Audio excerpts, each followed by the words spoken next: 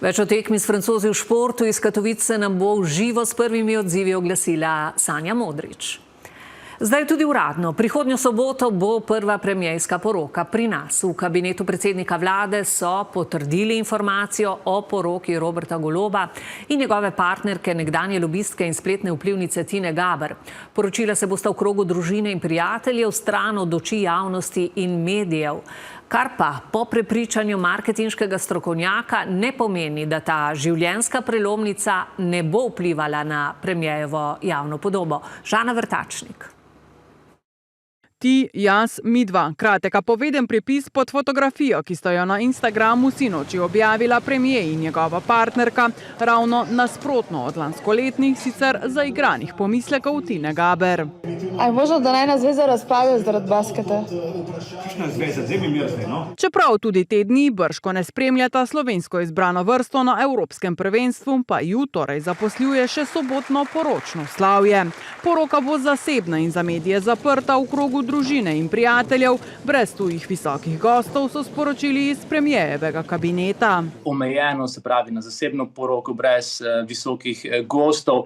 Spominja na poroko Billa in Hillary Clinton, ki sta se odločila tudi za takšen format, zatem, da svojim volivcem pošljeta sporočilo, da sta preprosta, poistovetljiva. A če sta se Clintonova poročila kar v dnevni sobi, se bosta Golob in Gaber neuradno v strunjanski vili Tartini in poroka ne bo tako zelo običajna. Čeprav državni protokol v poroko ni vpleten in čeprav bo šlo za privatno svatbo, pa bo ta neizogibno drugačna od poroke slehernika.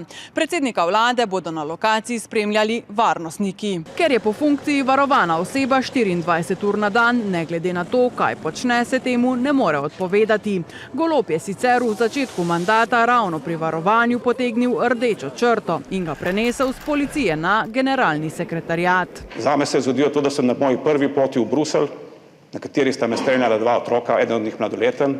Še preden sem se iz Bruslja vrnil, dobil na portalih, ki jih vi verjetno berete vsak dan, sliko svojega mladoletnega otroka. Je pa v nadaljevanju mandata tudi Gaber sam večkrat odstrl zasebno življenje. Zato Bagole ne preseneča, da sta tudi to informacijo potrdila sama s tako imenovanim sepkom in ne le po uradnih premierjevih komunikacijskih kanalih. Opominja pa Bagola, da takšnih prijemov ne spremljamo prvič. Če se spomnimo poroke gospoda Janeza Janše, sta se tudi na naslovnicah tabloidov pojavila v tej arhetipski podobi na vrhu planote, v ozadju slovenske gore in slovenska pokrajina in pač na podlagi svojih vrednot, in v tem primeru je seveda podoba premierja Goloba in izvoljenke malo bolj drugačna, bolj progresivna. Le nekaj mesecev pred naslednjimi državnozborskimi volitvami pa se samo od sebe ponuja še vprašanje,